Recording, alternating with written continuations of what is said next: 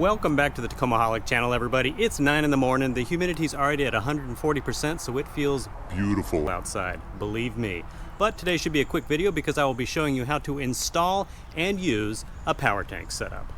Alright guys, this is my PowerTank bottle. This is the big boy. This is the 20-pound bottle, which when full of CO2 actually weighs closer to 50 pounds, so this is probably the most inconvenient PowerTank to use just because of its size. But that being said, you guys know I'm not a big guy. This is still very easy to lug around, of course, with the convenient handle up at the top, which obviously also offers protection for all the valves.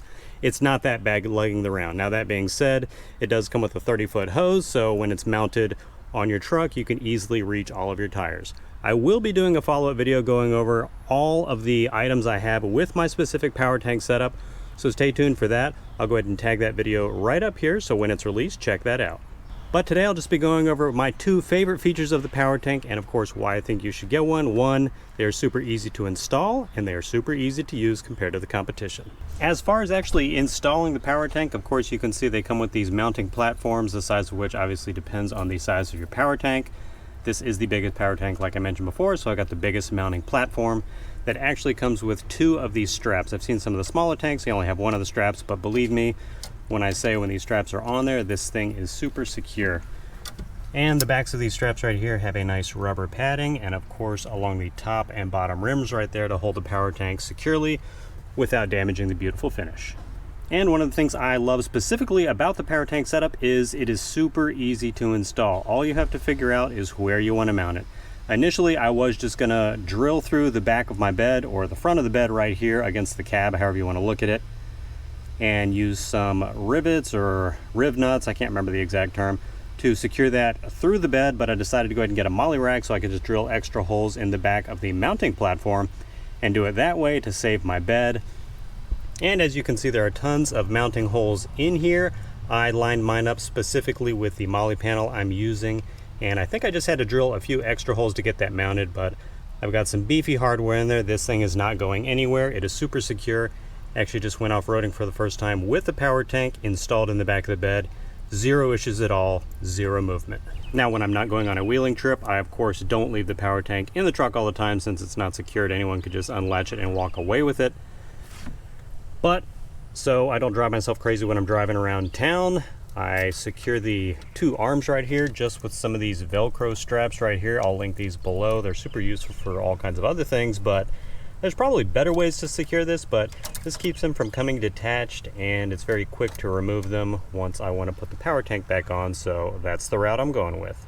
So like I mentioned, that is my favorite feature because if you're going with like a dual ARB compressor setup, you have to run the wiring, you have to get a special bracket to mount it under the hood, all that stuff. If you don't have the electrical skills, you're gonna have to pay someone to do that.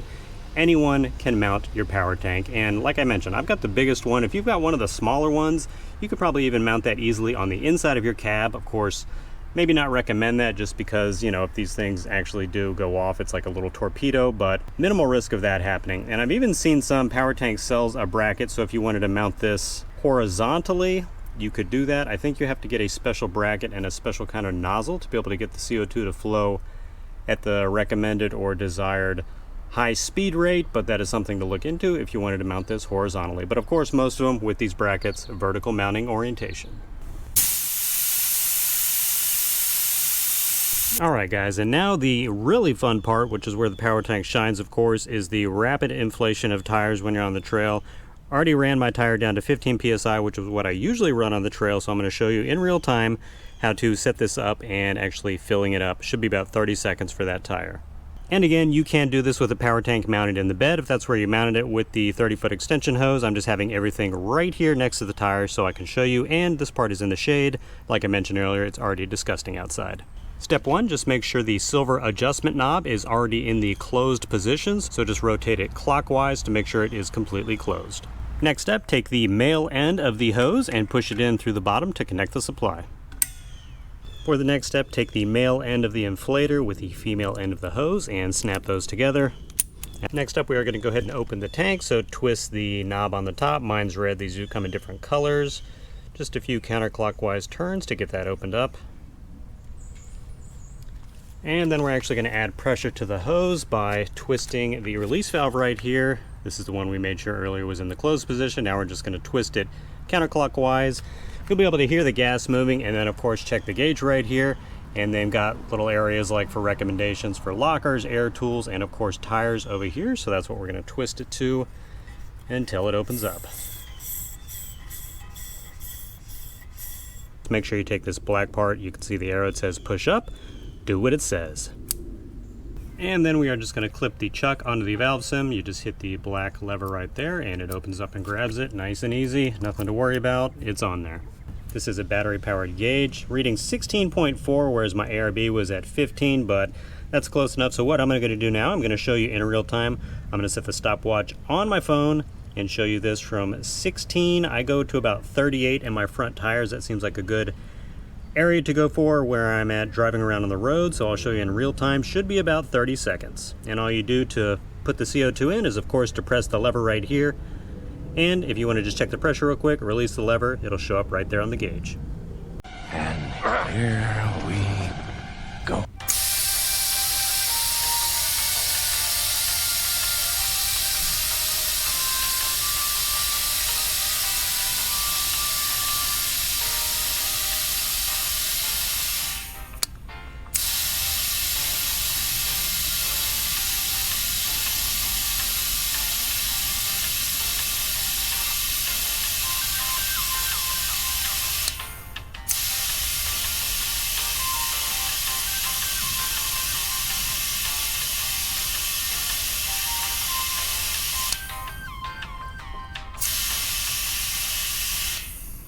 And there's 38, stopping a few times. Look like if I shaved off those seconds, maybe what, 33, 34 seconds, not too bad at all. And of course, to get everything safely disassembled, we are going to first release the tank pressure, still connected to the tire. So go ahead and twist the silver knob back to close, and you'll see the gauge go down, and of course hear the gas start to come out.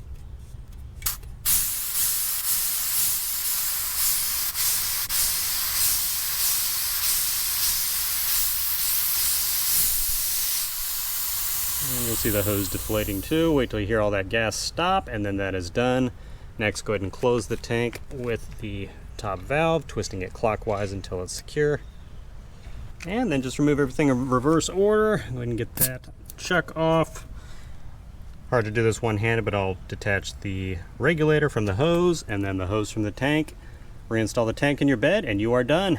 Alright guys, and that is it for installing and using your PowerTank setup. Super straightforward, super easy.